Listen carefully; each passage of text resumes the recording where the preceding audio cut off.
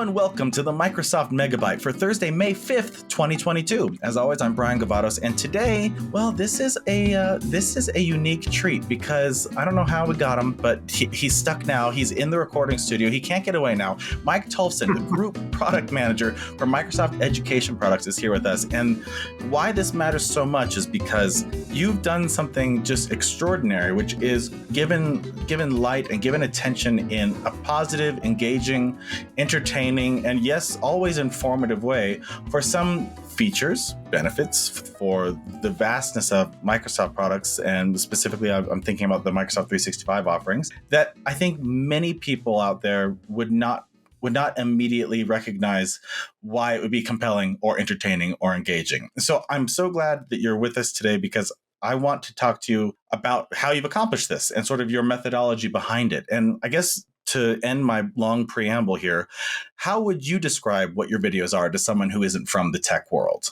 Yeah. So, thanks for having me on your show today. And what you're referring to, and just to give people a background, this is, initially started on YouTube during the pandemic, but then spread even more so on TikTok and now even more recently on Instagram. And then I hired my daughter to upload my TikTok videos to Pinterest. So I actually have videos in a lot of places, but they're typically these, I've called them micro tip videos. Yeah. Just kind of a play on Microsoft and micro tips. And I kind of fell into it. It was not a plan. But the idea is that, and especially on TikTok and Instagram, you get a minute. And so YouTube, you've got 30 minutes, 10 minutes, 5 minutes, hours for some people to go in really deep. But the idea that I've been doing for the last maybe year and a half is with these micro tips, which are micro-sized content chunks, oftentimes taking a very simple atomic type of feature or tip and just making a really short video about it like that. And it sounds kind of basic, but especially during the pandemic, what happened was that people, and I'm in the education world and I work with teachers in schools a ton, and a lot of teachers didn't really know how to get online. They were told, okay, guess what? Tomorrow we're getting online. You're using Microsoft Teams. We're doing this. We're doing that. You're using OneNote. And a lot of teachers were saying, well, normally I go to like a 2-day training for these things. So how do I do that? And I, on a whim, made a couple of short videos I put out on Twitter to help out some teachers. Like, here's how to use screen recording in PowerPoint. Yeah. And they went viral on Twitter, viral in quotes, not viral on TikTok style. I mean, hey, for sending out, Microsoft use case scenario based training videos, I think viral is probably apt. Yeah. I only got like 60,000 views. It's not bad. That's amazing. And so at that point I thought, okay, this could really be helpful for teachers. And I started making normal YouTube type of videos like tips and tricks and new features that were coming out on YouTube. And I started a YouTube channel, which I didn't even know what that was when the pandemic started. I had no idea like what a YouTube channel was. I knew what a YouTube video was, but not a channel. And that led me though into TikTok again on accident. I had some teacher friends who said, hey, we're going to experiment with this like micro learning content on TikTok. And hey, do you want to come and join us? And I said, sure, I'll hang out with my teacher friends and experiment with making little videos on TikTok, not really knowing what I was going to do. And so, but I started experimenting and playing around. And on TikTok, it's a lot different than Twitter, and it's a lot different than YouTube. Each social media network is actually, they have different algorithms. They operate a little bit different cultures. Yeah, totally different cultures for sure. Yeah. TikTok culture is pretty fun, honestly. But in general, I started experimenting on TikTok with these little micro tips. And the thing that I started to do was, and as someone, I've been at Microsoft 27 years, and some of the tips I would show, I would think, okay, everyone knows this thing. Like, I've known this for 25 years. Clearly, this is like a no-duh thing. And it'd get like 500,000 views. Yes. And people would freak out and say, oh my God, you've changed my life.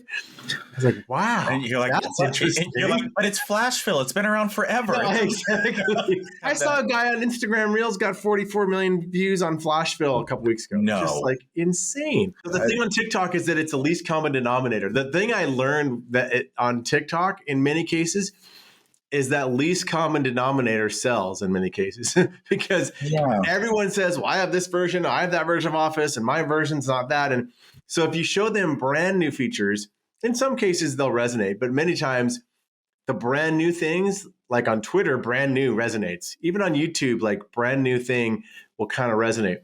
On TikTok, brand new doesn't as much resonate because you got people in Myanmar with Office 2010 or Office 2013.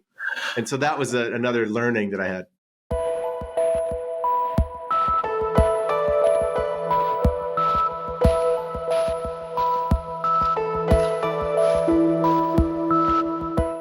Regarding learnings, I'm thinking about just the kind of viewers who are watching this kind of stuff. If you're a younger person, no, you're not going to know some of the fundamental tricks inside of PowerPoint or Excel. I mean, I know that sounds, again, like you say, it sounds so no duh, but like, no, if you didn't grow up with this stuff, if you are 17 years old today, there's no real reason for you to have experienced the wonders of Excel yet. So the Excel features that are 20 years old might still be astonishing and, of course, new to you. And if it's new to you, it's new. Yeah. My very first viral video on TikTok that like hit 1 million views was a feature in Outlook using the rules wizard that I was in engineering and now I'm in product management. It's a feature I literally worked on 27 years ago when Outlook was V1. I'm like, that's been around since you've all been alive. Right. It's amazing. But the other thing is TikTok is not all teenagers. That's another misperception. A lot of people think, oh, there's all these, whatever, teenagers watching Mike's videos. And that's not the case. I mean, there's some, but there are a lot of millennials, Gen Xers on TikTok now. Sure. And there's still a lot of people out there who they know just enough to get by on Excel or Outlook or PowerPoint. Just enough to do their specific tasks. Yeah, and they're often doing them really inefficiently. Correct. And so the thing that I discovered was, I think a lot of people out there, when they get on TikTok, they feel like they're wasting their time. Yeah. And they feel guilty. They're like, oh, I just burned 2 hours doing nothing on TikTok. Oh, in fact, the app itself said, are you sure you don't want to take a break? Yeah, exactly. But the thing I discovered was, and again, TikTok is not about actively searching for stuff like YouTube.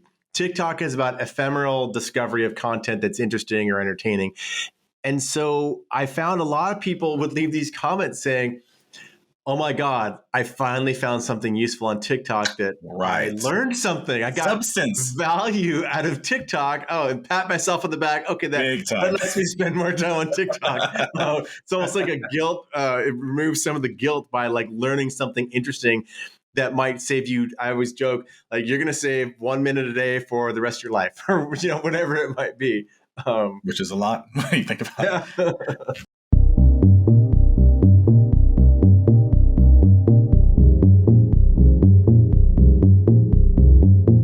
Are there any other insights that have like helped to guide the kind of content you've been focused on? Have you found yourself whittling down and lasering in on maybe the style, the length, how you present your story, how you present the video itself? Yeah, I definitely have experimented and explored stuff. I think one thing that I learned on TikTok early on that I just didn't get because I hadn't been on TikTok and I didn't understand TikTok culture is that humor resonates really well. And people will go deep into your comments and like there's like a party going on in the comments is almost how I think about it. Like YouTube is a lot of times like weird, YouTube can have those crazy comments. TikTok is more like a fun party typically in the comments, and people like go into the comments and will read through all the comments and like all the comments. And so the story I tell about when I first really realized this was I made a video about, again, it was this Outlook rule. I called it the career saver rule. And the feature is there's a way in Outlook where you can delay any mail you send by 1 minute. So it sits in your outbox just in case you need a cool off period for your mail or you're making a mistake on accident. So in the video, I was honestly just entertaining myself. In the video, I had a demo account and I'm sending this flame mail to Alex and I'm really mad and I send the mail and then afterwards I'm like, oh wait, no, I want to get that mail back. And I opened it up and I changed the mail and I sent it. So it wasn't anything. It was like a throwaway couple of lines that I said and it wasn't even planned out. I just kind of did it to entertain myself and I posted it and that video went viral. But when I read the comments, there would be all these people saying things like, you should have flamed Alex and like Alex deserved it. And, Alex is just a jerk anyway. Why do you care? And those comments would get like 1,000 likes. And it's just like, wow, people are really getting into these comments. Get into the story arc here, the narrative. Yeah. So the other thing I've started doing that people like is, and I sort of have themes now.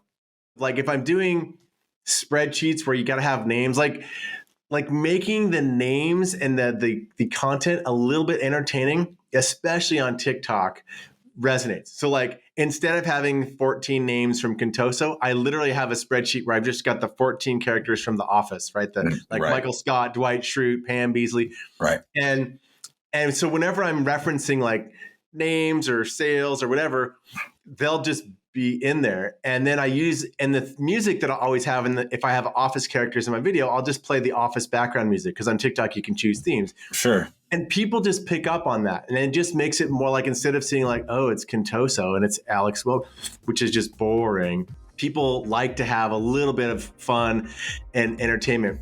The other type I'll do is the movie Office Space. If you saw the movie Office Space and TPS reports and Bill Lumbergh. What is it you do here?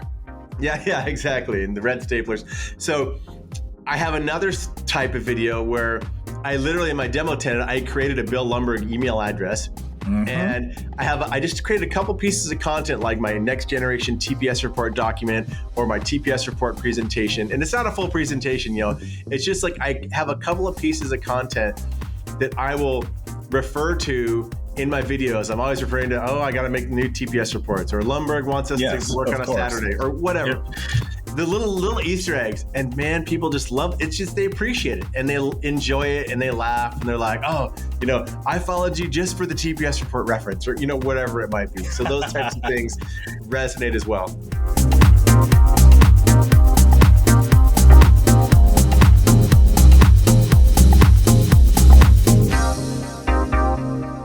Let's face it, underneath it all, what you're doing is sending short training videos, product training videos, right? Yeah. I mean, and as a trainer myself, I often say that my whole job is to try to make it not a bad word when someone sees that they have a training on their calendar. What you're doing is that times 1,000, because you're condensing it, you're adapting it, and you're making it flexible and resonating to those who are out there who otherwise would possibly not give a hoot about product features inside of the Office apps. And I think that's pretty remarkable. No, it's been really interesting. And there are a lot of people who have said, I have never remembered anything I've ever done in a corporate training or a product training, but they're like, I love your 20-second videos, because I could actually consume it and remember it and try it. There's not a lot of pressure to remember 800 things. I'm remembering one thing.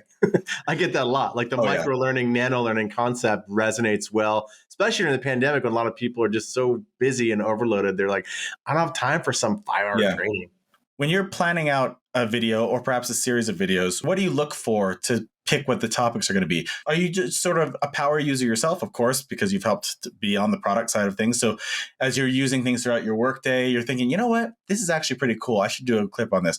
Or are you kind of looking for what's going on in the world right now, the kinds of remote distance learning and virtual meetings and stuff like that? I'm going to do stuff around that. Or is it a combination of the two? The question is, how do you choose what videos you make? It's probably a combination of the two. I definitely will have times where I'm like, oh, that would be a fun video to do. Or, oh, Excel just released some new functions. Sure. I should record a couple of short and sweet things.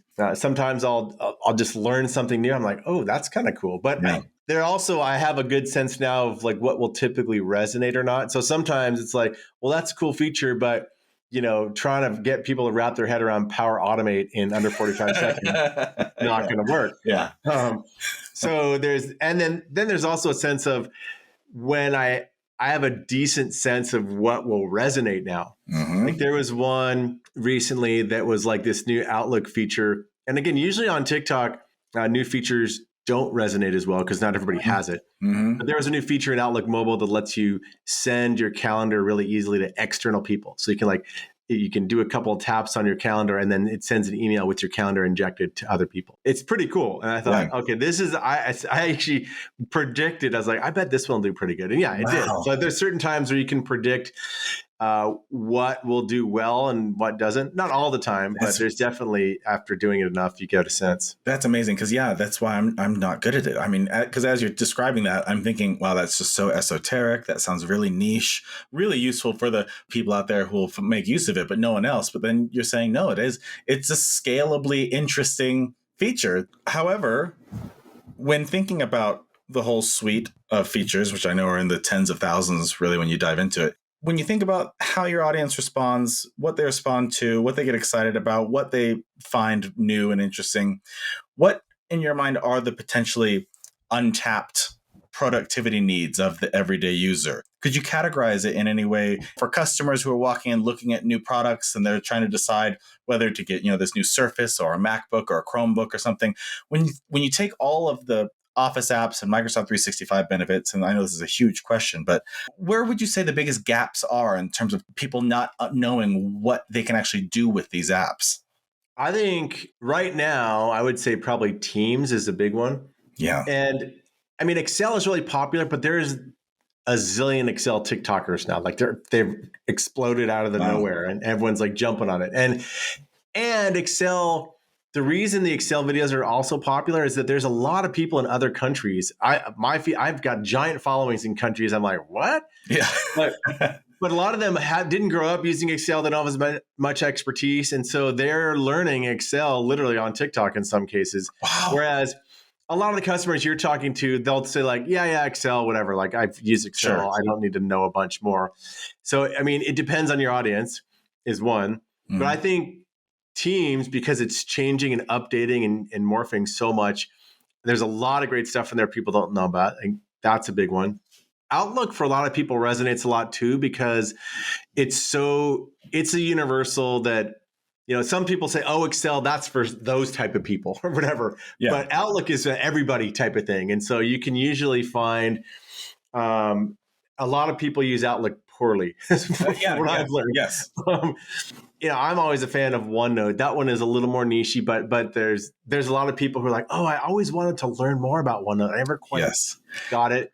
Then products like Whiteboard, which are relatively newer, that one resonates pretty well. Yeah, I think any way to easily distill and find some new magic, even if you have known about the feature, as you say, for years, possibly even decades, it doesn't mean it's not going to be magical to someone who has never used it before. And I think that's kind of a foundational takeaway for your video's success, is just sort of that underlying point of like, magic is just because it's been done 100 times by you and it's just part of your day-to-day life does not mean it wouldn't be downright magical for someone else to make use of it for them. And I think that's awesome. I mean, I told this story recently. It wasn't even a video. It's just, I have a 13-year-old daughter and she was in a school project and she came and they assigned different roles to her group and she got tagged as the CFO.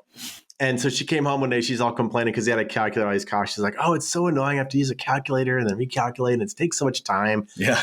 And I'm like, her name's Claire. I'm like, well, Claire, the tool of choice for CFOs is Excel. And she's like, Excel? Like, what's that? I don't need Excel. And I was like, here, let me just sit down. Yeah. And I just showed her how to make the most basic of spreadsheets and showed her the most basic of formulas where she could change a number.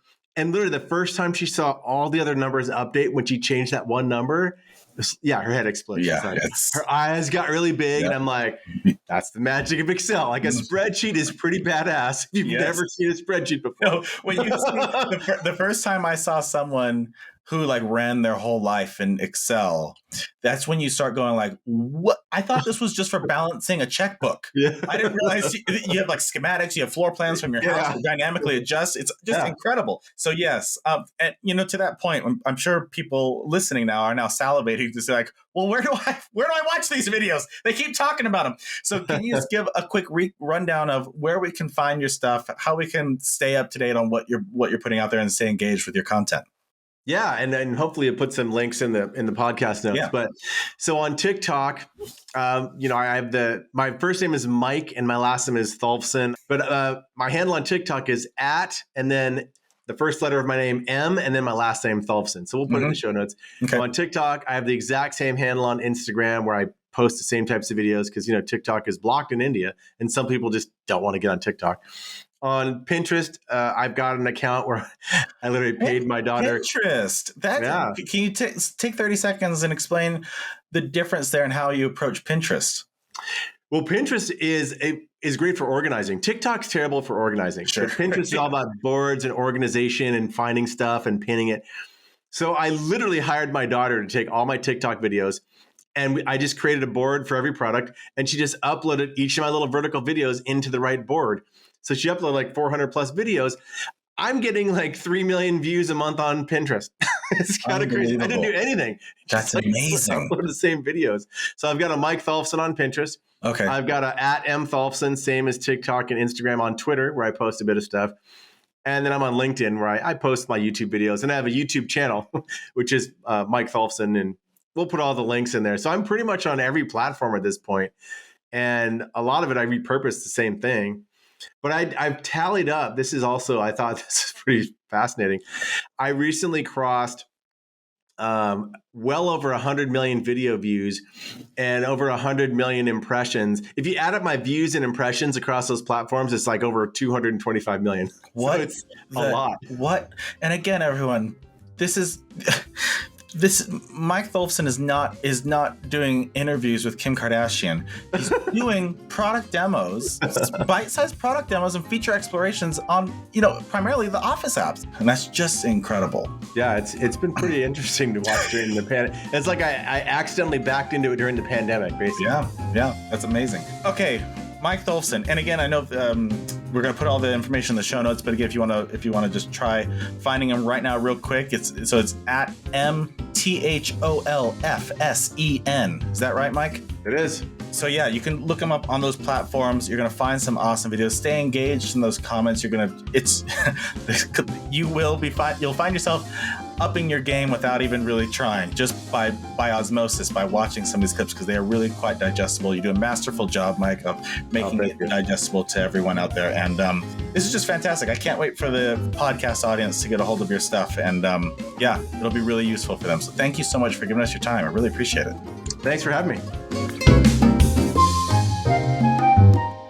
This has been the Microsoft Megabyte Podcast, a training tool for Microsoft field team members and sales professionals across the country, produced by Microsoft employees.